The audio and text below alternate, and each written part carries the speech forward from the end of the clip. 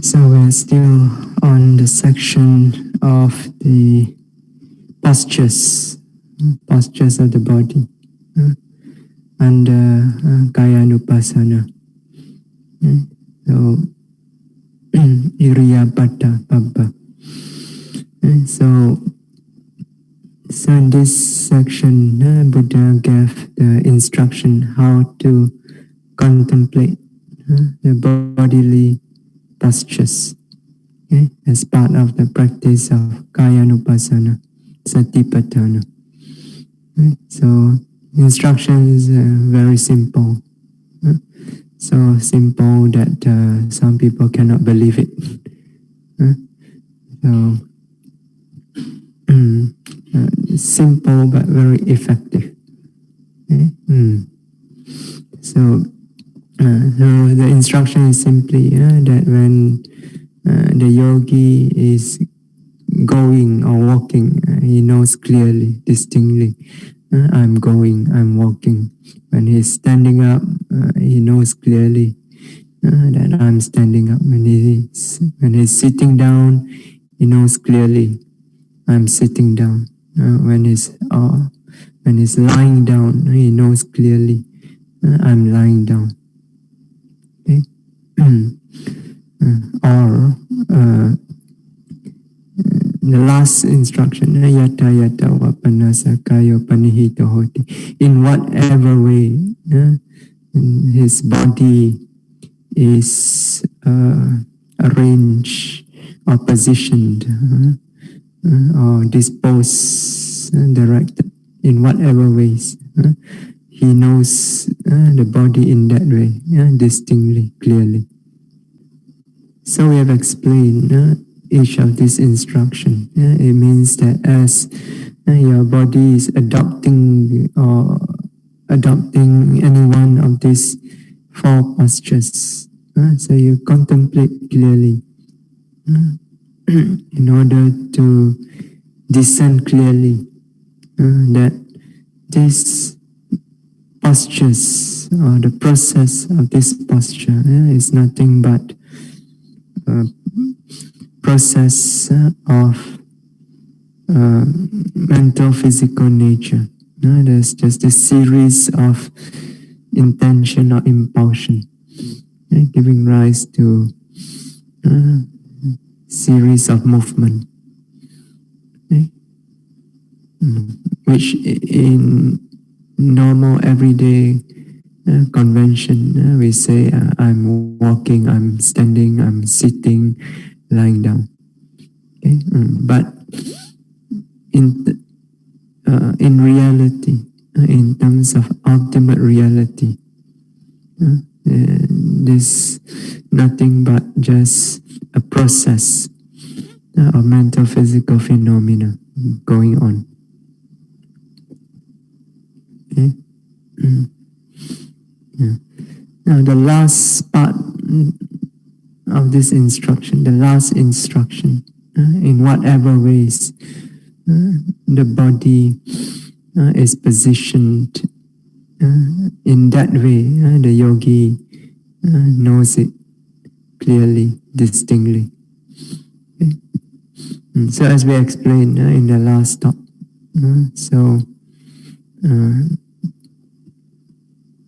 according to the commentary,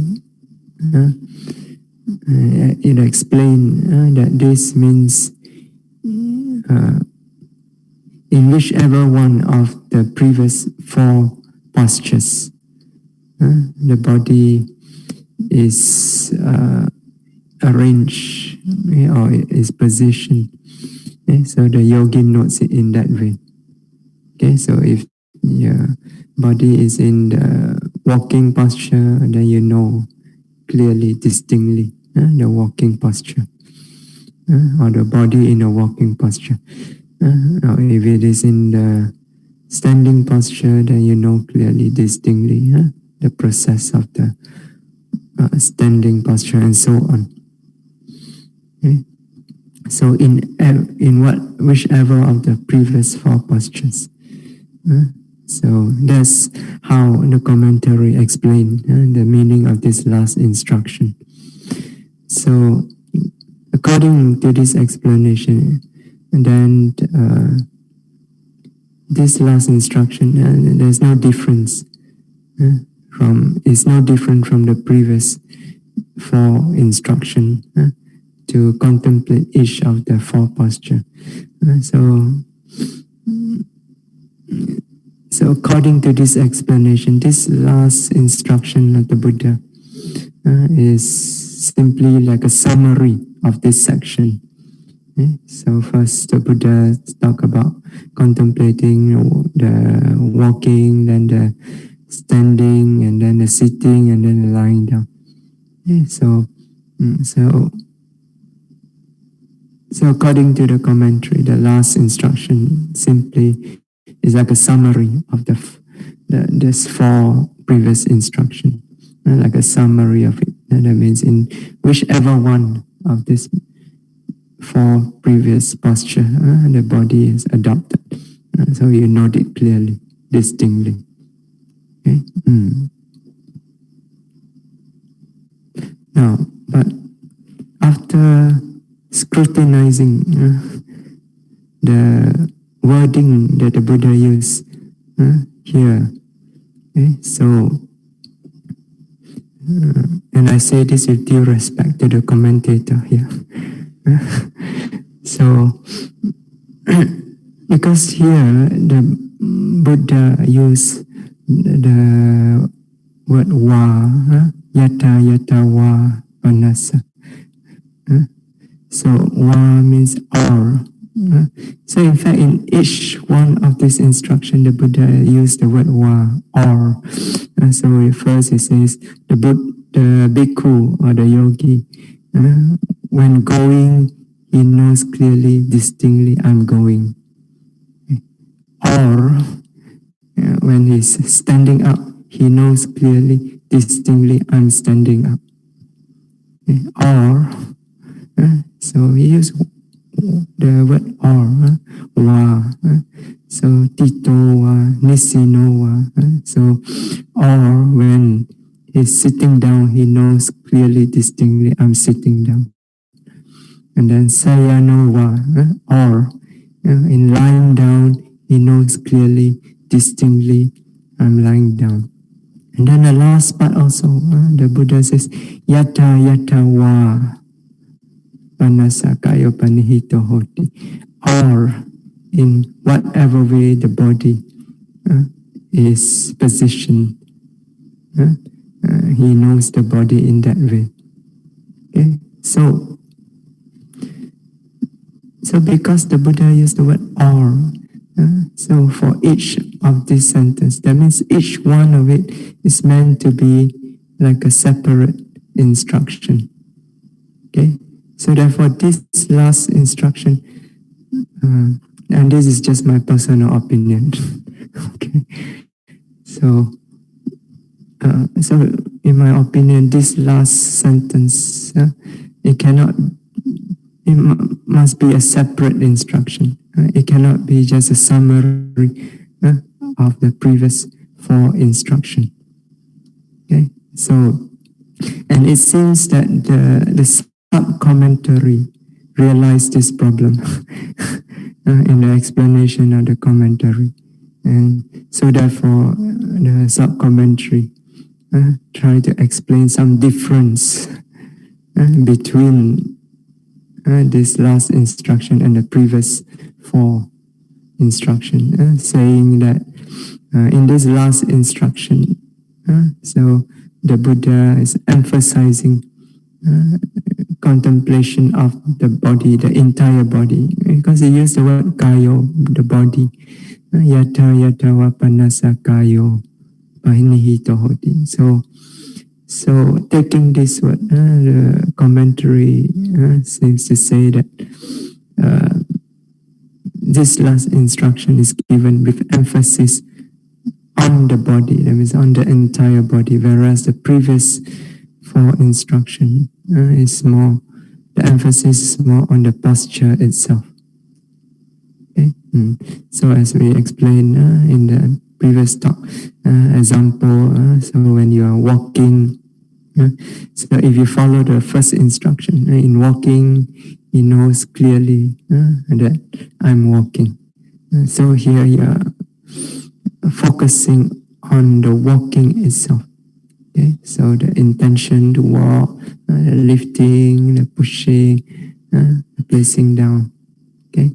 So, but when you focus on the entire body while you are walking, so you're not just focusing on the foot or the leg, the entire body, and going forward, the two arms swinging, sometimes even your head turning here and there.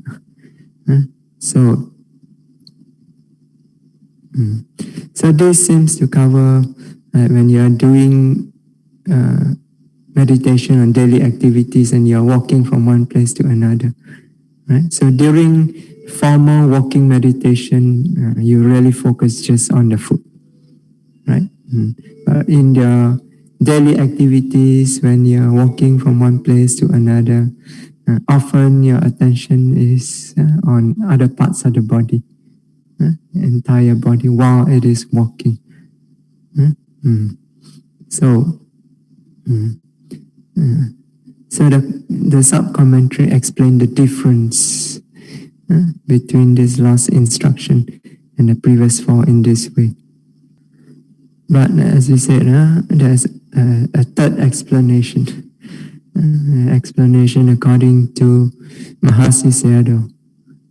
So Mahasi Sayadaw take this last instruction to mean all the other minor postures besides the four posture.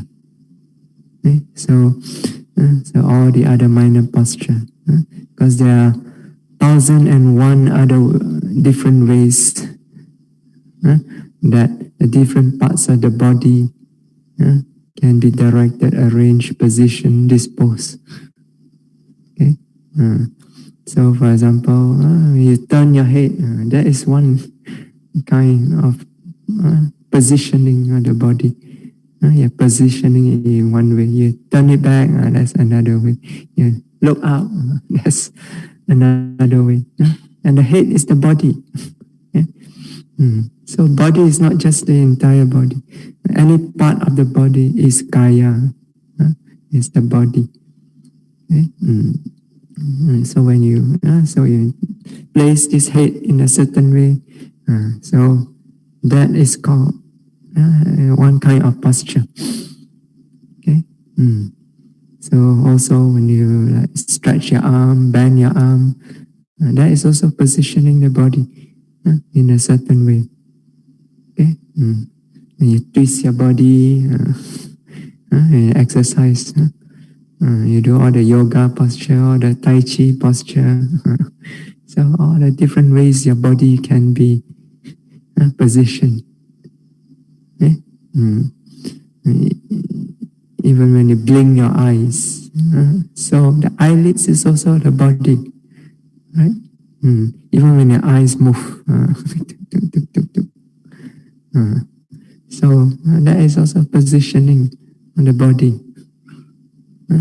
And certain parts of the body twitching, that's also minor posture. Rising, falling also. So there are, as you said, 1,001 ways in which the body can be positioned. So all this comes under the last instruction. So the minor postures. So in my opinion, Mahasi Sayadaw's opinion, explanation would be the most elegant and comprehensive among all this explanation. Because it shows clearly that there is a difference between this last instruction and the previous four. It's something not covered by the previous four instructions. Okay, so this last part, according to Mahasi Sayadaw's explanation, will cover every single way that body can be positioned, arranged, and disposed. which means that meditation is to be carried out in whatever position that the body is in that moment. Okay? Doesn't mean that you only meditate when you're walking, when you're standing up, when you're sitting down, when you're lying down. What about the other posture in between and all the other minor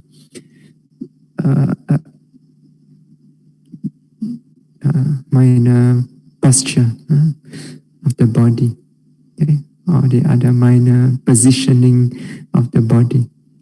Okay? So that should be meditated upon also. So therefore, Mahasi Sayadaw's explanation covers everything, every single posture, not just the four major ones.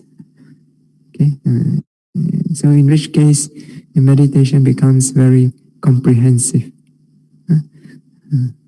So then comes after that comes the section on development of insight, which is exactly the same, is put in the exact same words as that which occur in the section on anapanasati. Okay? So it's a repetition, but with different application. So in the previous section, the section on development of insight is applied to anapanasati. Now it is applied, the same instruction is applied to contemplation, development of insight through contemplation of the postures. Okay?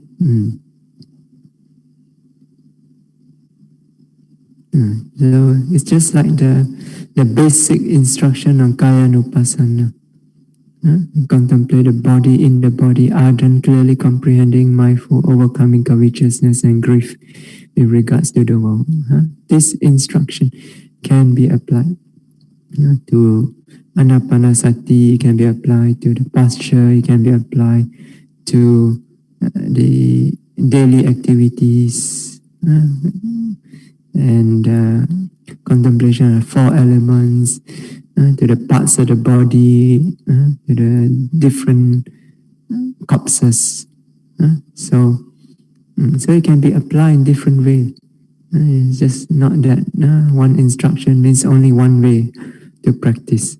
Okay? It can be applied in different ways to different subject of meditation. So the instruction in the section of development of insight also can be applied in different ways to different meditation subject. Okay, so iti ajatam wa kaye kayanupasi viharati, bahida wa kaye kayanupasi viharati, ajata bahida wa kaye kayanupasi viharati. Okay, so in this way, so it means in this way means by contemplating the postures. So in this way, the yogi spends his time contemplating the body in the body internally. Okay? Or again wa, bahida wa. So or he dwells contemplating the body in the body externally. Or he dwells contemplating the body in the body both internally and externally.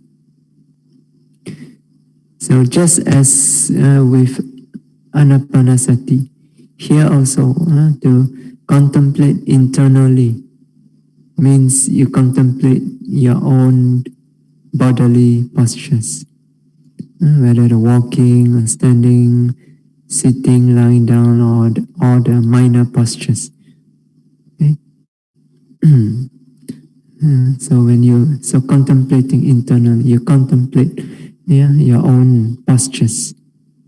Okay? And when contemplating, the yogi discerns clearly, pajanati, He discerns clearly, distinctly how the postures are but conditioned mental, physical processes. How they are just a series of discrete impulsion or intention giving rise to a series of discrete movement. And each one of this impulsion, each one of this movement, each of them, they arise and disappear immediately. Okay? Yeah. And then by contemplating, by discerning clearly the nature of arising and disappearing continuously, the yogi also discerns clearly the nature of impermanent suffering and non-self. Okay? So when the yogi contemplates in this way, okay, so he's said to be contemplating internally his own posture. So he realized the true nature of the posture as they occur within his own person. So first the yogi contemplate internally in order to develop insight on the nature of the posture as it occur within him. As we explained the other day, this is direct experiential knowledge, pachakanyana. Okay, so insight or clear knowledge that arises directly by contemplating directly the mental, physical nature as they occur within his own experience. Okay. So once this insight from internal contemplation is developed and it is clearly established, so it means every moment when the yogi knows, is able to see clearly the true nature of this posture. So when this clear knowledge, panchakanyana, direct experiential knowledge is established, then as the yogi is meditating, occasionally, and this takes place especially during the daily activities, sometimes during the walking meditation, when your eyes wander and you look at other people. So when you look at other people, then the reflection may occur spontaneously and intuitively, applying the same insight on others. Okay? So you apply this same insight that you have realized internally on others. Okay, so you realize that just as my own posture is just a conditioned mental physical process consisting of the series of discrete impulsion and series of discrete movement, each one arising and disappearing instantly, so which is impermanent, suffering and non-self. So the yogi realized in the same way also for other people also, their postures, walking, sitting, standing, lying down, and all the minor postures also a conditioned mental physical process, a series of impulsion giving rise to a series of movement. Okay? And each of this impulsion, each of this movement, they are arising and disappearing moment by moment. Okay? They are impermanent, suffering and non-self. Okay? So the yogi spontaneously and intuitively realize it's not just me, others also, it's the same. Right? So this does not arise from thinking, although it's a kind of thinking, but it's not that the yogi is deliberately thinking. Okay? It's just pops out in his mind, spontaneously, intuitively. That the same insight, this same nature that you find internally also exists externally in other people. Okay. So this is called contemplation, contemplating externally. Okay. Yeah. And this kind of reflection occur a lot to those people who has the tendency to think a lot. So to them, a lot of reflection will arise during these early stages of insight. Okay? So sometimes they cannot help themselves because their tendency to think is so strong. So the moment they realize something internally is so beautiful, immediately they start to grasp on it and they start to think. So it's a strong tendency in people who has the strong tendency to think, to intellectualize. So yogis who are more intuitive in nature, not so inclined to intellect but more to intuition, then they don't have so much reflection. Some reflection might arise. Intuitively it arises. Okay? But not as much as those who have a tendency to think a lot. So this is called contemplating externally. Okay, and sometimes yogis may go back and forth between internal and external contemplation. Now he contemplate internally, now he contemplate externally, then back to internal. So, yeah, that means his noting keeps getting interrupted again and again. Okay? So this external contemplation, as we mentioned the other day, is anumana jnana, inferential knowledge. Okay? So you infer based on the direct experiential knowledge, paccaka jnana. Yeah. So sometimes the yogi goes back and forth, contemplating internally, externally. So then that is called contemplating both internally and externally. Not both at the same time, okay? But at one moment internally, at another moment externally, and back and forth. Okay? Yeah. But too much of external reflection will slow down the progress of the development of insight, the progress towards the higher insight. So therefore, yogis are advised to simply note when such reflection arise, simply not reflecting, or thinking, and don't give them any special attention, special privilege, no matter how pleasant such reflection can be. Sometimes for those people who place a lot of importance on the intellect, such reflection on the Dhamma can be very, very pleasant. So, and they can become very attached to it. So therefore, if you want to progress further beyond this, you have to let go of such thinking. You have to seriously note them, and let go of such thinking by noting. Okay? No matter how pleasant they are just another thought that arise. Okay? They are also conditioned. Okay? This thinking is not the way to Nibbana. It's the way back to your books, to the library,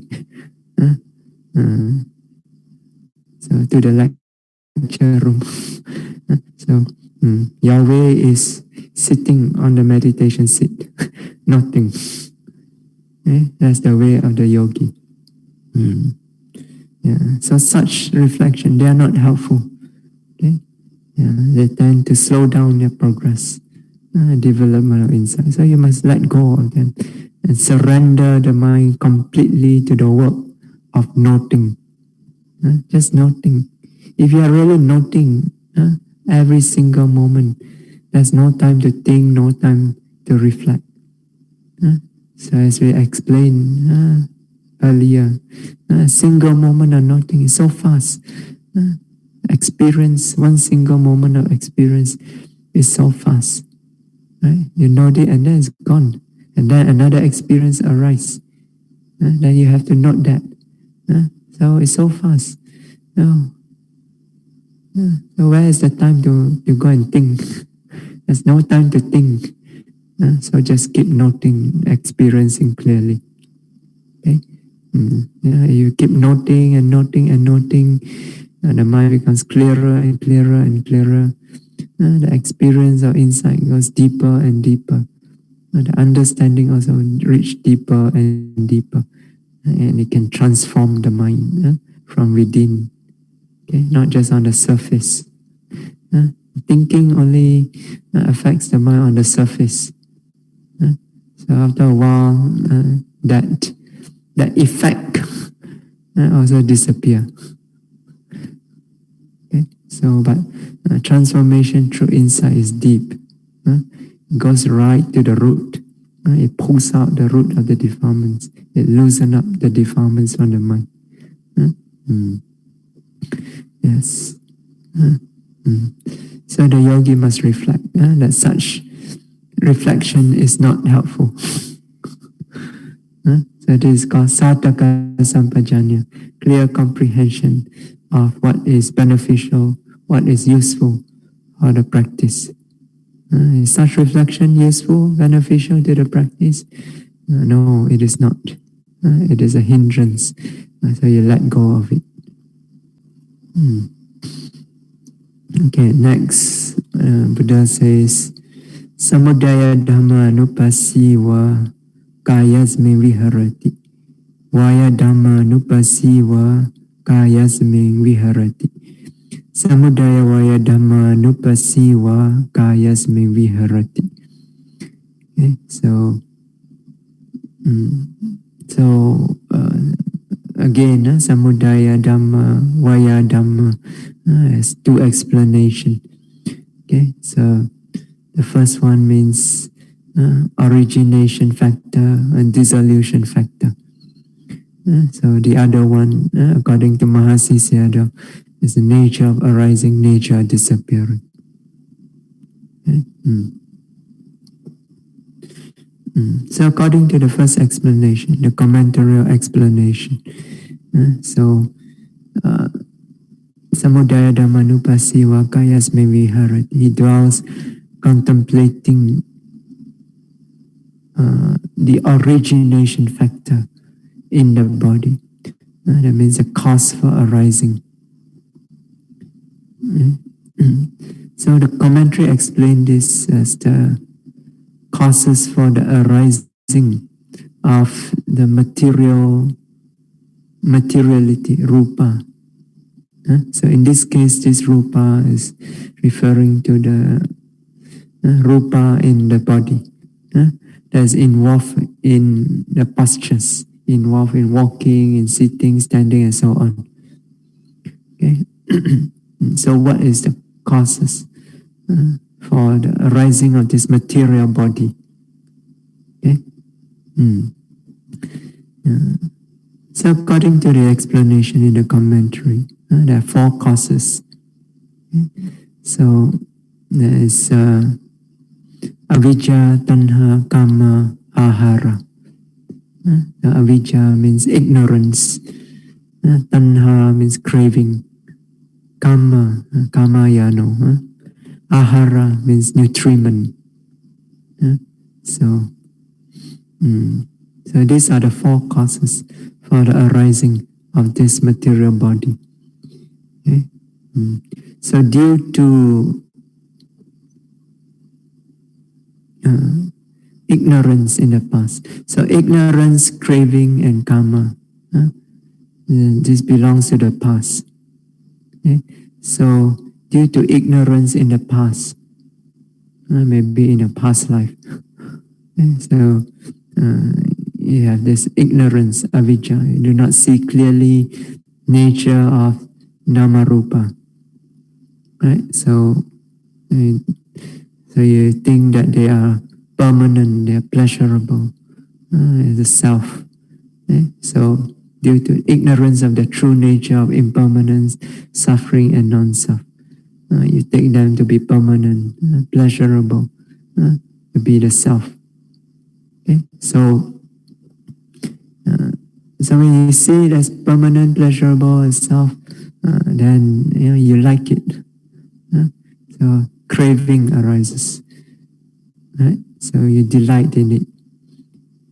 So you think that the process of the mental physical process is delightful. Seeing is delightful. Hearing is delightful.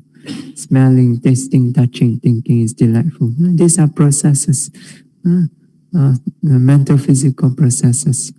When you see there's a mental physical process going on, when you hear, smell, taste, touch, think, there's a mental physical processes going on. Okay. So when you do not see clearly the nature of these mental physical processes, you take them to be permanent, pleasurable, self, then you delight in them. Delight in seeing, in hearing, and so on. Craving arises. So this craving also in the past. So due to ignorance in the past, craving in the past arises. Okay? And due to craving, you like it, then you must do something. You must be involved with karma. Right? You must do something in order to enjoy it.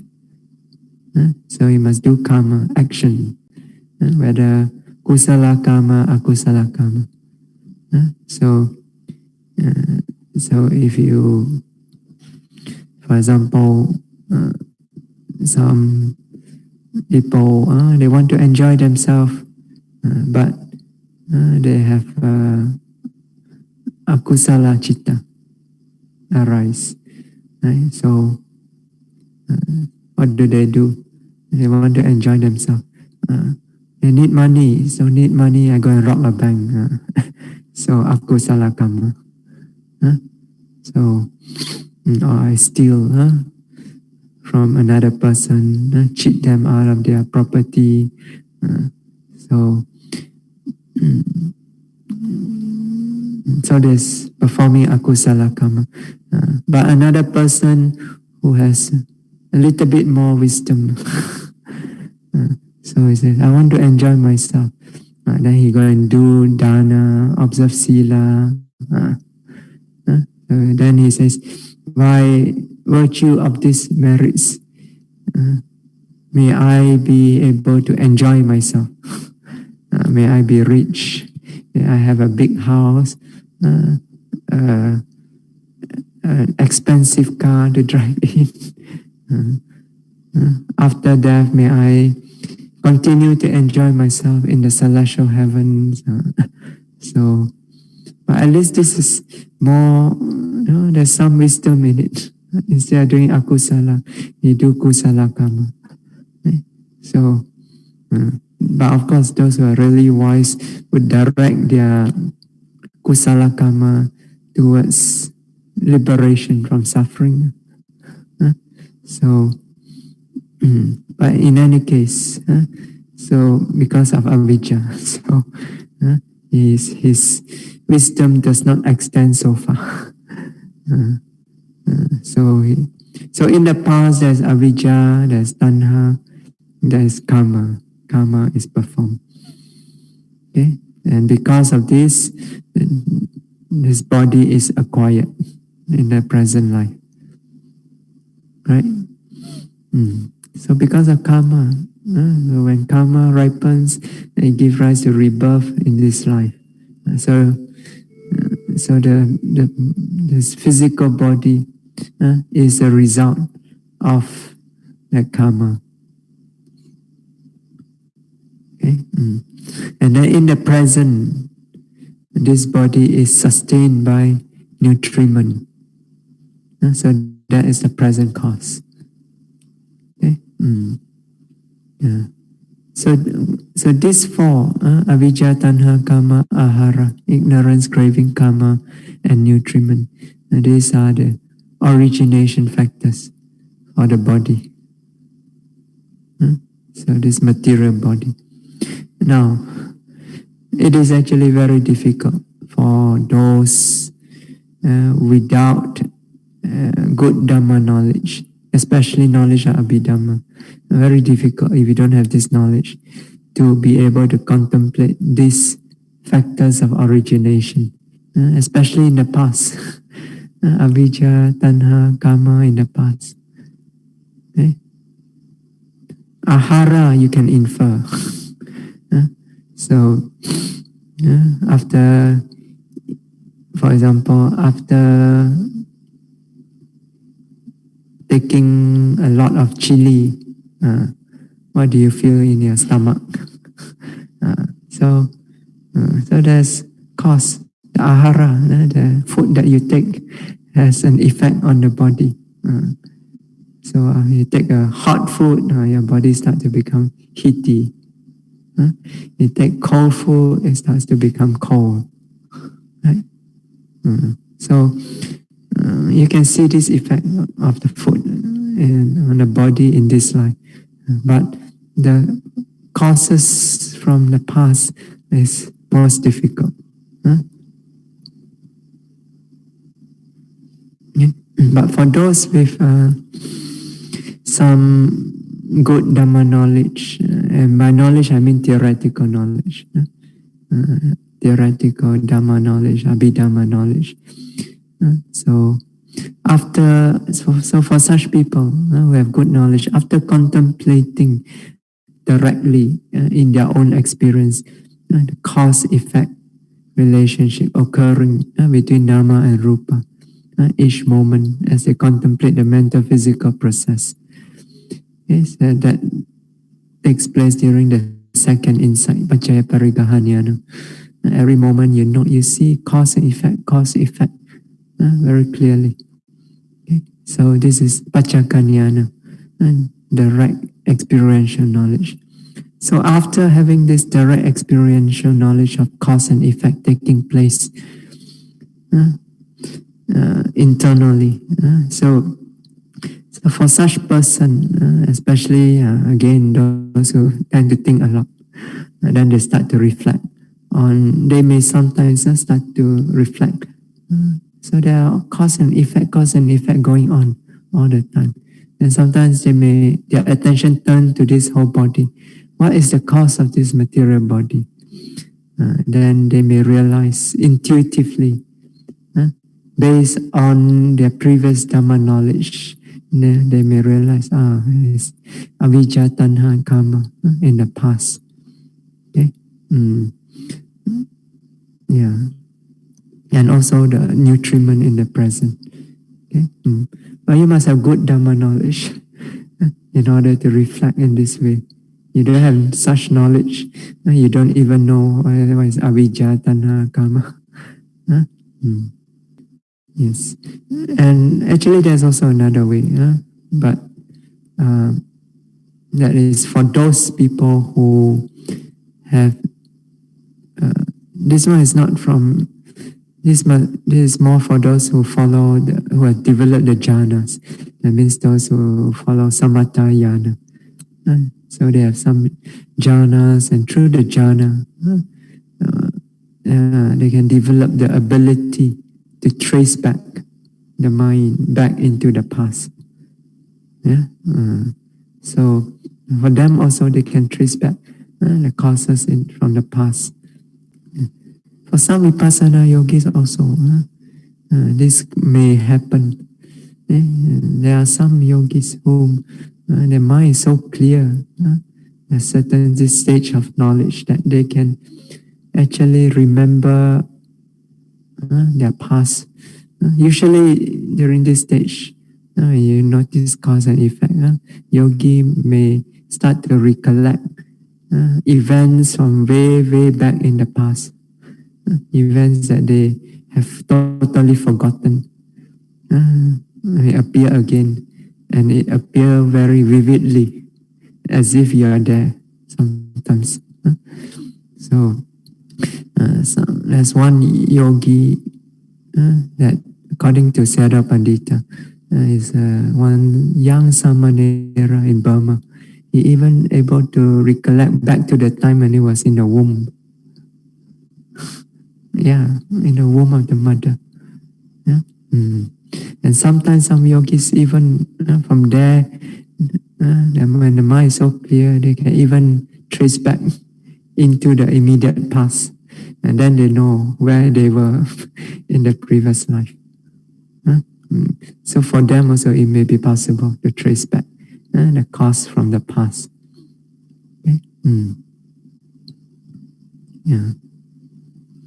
But usually, for most other yogis, this contemplation of this origination factors takes place more through inferential knowledge.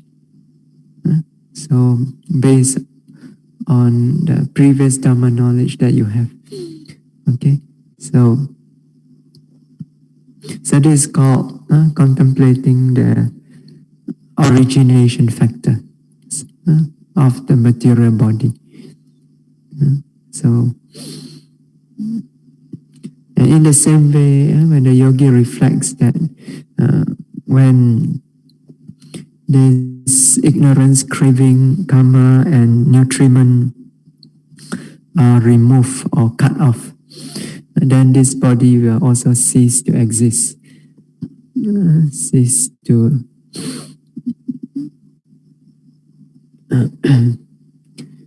so this is when they reflect like this is called contemplating on the dissolution factors. So such reflection appears only for those with good Dhamma knowledge, okay, usually. So it may or may not appear. So if you don't want it to appear, it can not appear. So yeah. That's why I tell yogis who have all this good Dhamma knowledge, especially Abhidhamma knowledge, when you go for retreat, just lock all your knowledge away, throw them away. Okay? So otherwise, if you think too much, then it becomes an obstacle for your progress in the development of insight. Okay? And of course, also for those who have ability to trace back into the past through the development of certain psychic abilities. Okay? So, but those who do not have any good Dhamma knowledge or the ability to trace back in the past, then usually they do not have such reflection. Okay, but it doesn't matter because this reflection are after all just anumana jnana, just inferential knowledge. Okay, so what is more important is paccaka jnana, direct experiential knowledge of the cause and effect that's going on in each moment of experience as you're noting them. Okay. So that's contemplating of the origination factors and then the dissolution factor. And then there's contemplating both origination and dissolution factor. And this is when again the yogi goes back and forth between the two. But as we said, there's another explanation to this according to Mahasi Sayadaw. It means nature of arising, nature of disappearance. Samudaya Dhamma, Vaya Dhamma can also be explained as nature of arising, nature of disappearance of the body. Okay. So those with little knowledge of Dhamma, or those without the psychic abilities to trace back the causes in the past, so most likely you'll be contemplating the nature of arising and disappearance at this stage. So you see that there's series of discrete impulsion giving rise to a series of discrete movement. There's cause and effect going on. So, and then you see each one of the impulsion, each of the movement arising. That's contemplating the nature of arising. And then you see it disappearing. That's contemplating nature of disappearance. Okay? But usually you contemplate both. The arising and then the disappearing. Moment after moment after moment. You contemplate both the nature of arising and disappearance. Okay? Yeah, and this is Sankhata Lakkhana, conditioned nature, arising and disappearing. Okay, so from this, by contemplating Sankhata Lakkhana, contemplating continuously the never-ending process, arising, disappearing, again and again. So yogi comes to develop insight into samaṇera lakkhana, the common or universal characteristic of impermanent suffering and non-self. Okay? So this is development of insight. Okay? And then finally the Buddha says, Atikayoti wa vanasa sati pachupatita hoti yawadevanyana mataya patisati mataya anisito cha viharati nacha kinchi loke upadiyati. So atikayoti wa panasa pachupatita hoti. So all his body, all his mindfulness is established. That there is the body. So there's the mindfulness, there is the body. There is this body. Okay? So this mindfulness is established to the extent necessary for insight and mindfulness. Okay? So he established his knowledge in this way. And every time he notes this body, this posture, he realized there's just this body. There's just this, that means there's just this series of movement, one after another, originated from a series of impulsion, one after another. Okay? So there's just this body, okay? Nothing else. Okay? And each of the movement arising, disappearing continuously. So they are impermanent, suffering, non-self. Okay? So there's just this nature of the body. There's no person, no being, no self here. So just the nature of the body. Nature, just Dhamma. No Puggala, no person, no Satta, no being, no Atta or self. Also, there's nothing belonging to a person, to a being, or to a self. Okay? So that means no Atta, no Attaniya, no self, and also nothing belong to a self. Okay? So this insight is clearly developed in the yogi.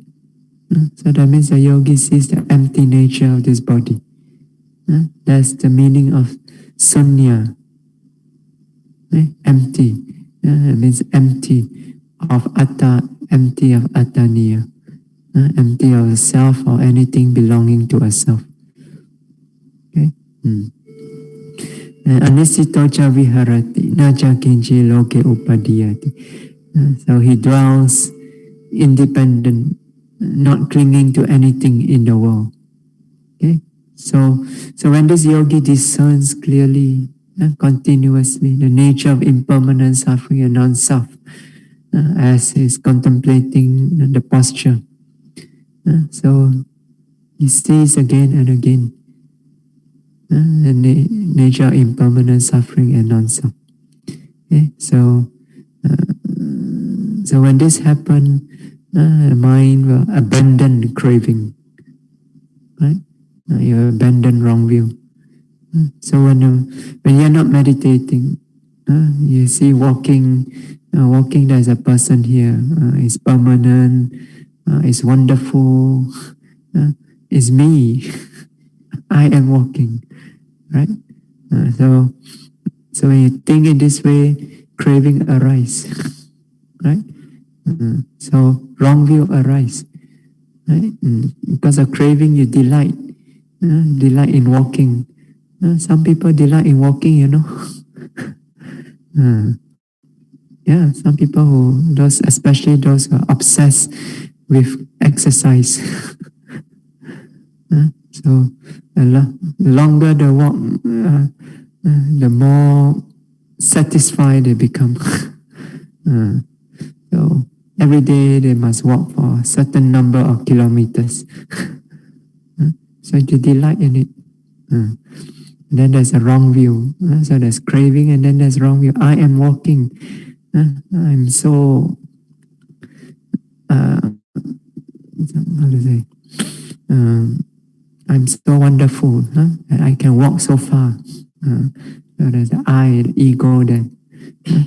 So when you do not meditate, you do not see clearly the nature of impermanent suffering and non-self in the walking, then your thoughts will depend on craving. It depends on wrong view. It has this dependency of craving and wrong view. But for the yogi who sees clearly the impermanent suffering and non-self nature, the process of walking, then his mind does not depend on craving, it does not depend on wrong view. It depends on insight. So it says, anisito cha viharati. He dwells independent, without any dependent on craving or wrong view. Nacha kinchi loke upadiyati, and it does not cling to anything in the world. It means in the world of the five aggregates. Okay? So it does not cling to anything in the five aggregates by means of craving or by means of wrong view. Okay? There's no clinging by means of craving or by means of wrong view. So that means the mind is free. Just let go. It doesn't cling. Okay? Yeah, so this is development of insight. While contemplating the postures of the body. Okay? So that's why part of our instruction is to contemplate as you're walking, sitting down, getting up, lying down, and also in all your daily activities, all your minor postures. So when you're opening the door, and you're bending, twisting, pushing, these are all postures, minor postures of the body. When you're washing, when you're bathing, so your body is assuming all kinds of posture. So you meditate on this so that you can see clearly nature, see clearly that these are just a process, a mental, physical process going on, that are impermanent suffering and non-self. Okay? So, evam pikho bhikkhave bhikkhu kaya kaya anupasi viharati. So, in this way too, bhikkhus, a bhikkhu dwells contemplating a body in the body.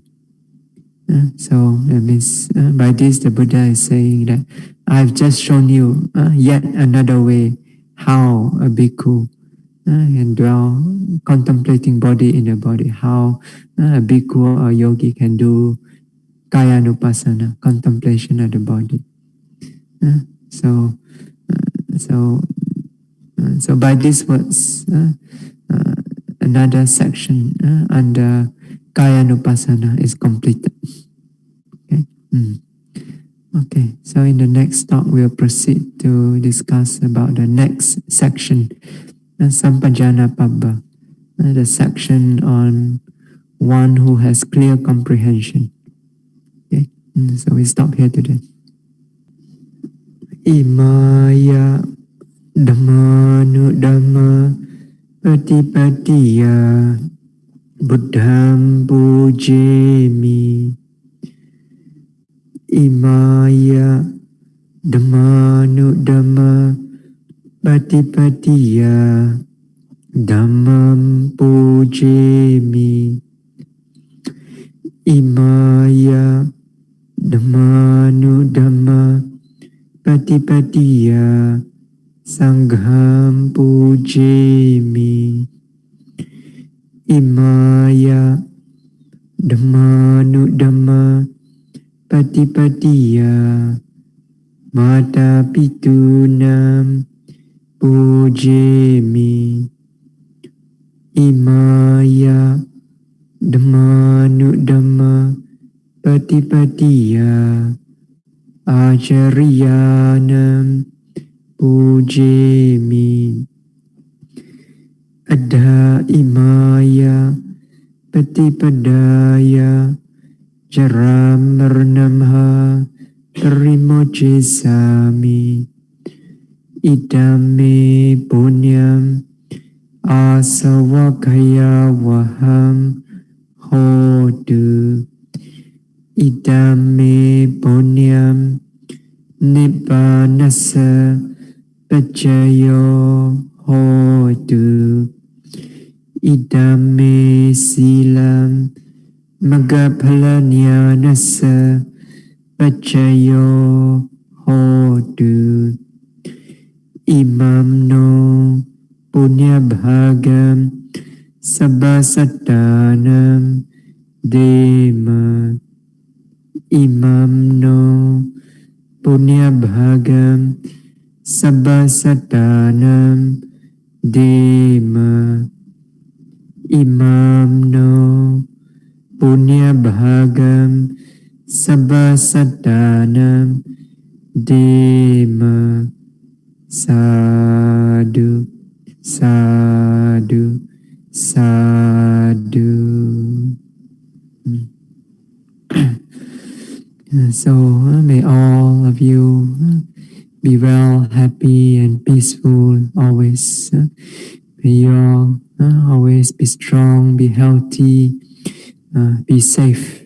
May you all be able to continuously practice the Dhamma without any hindrance, any obstacle. May your practice always be smooth. And may you all soon be able to experience the unconditioned peace of Nibbana through your practice of the Dhamma.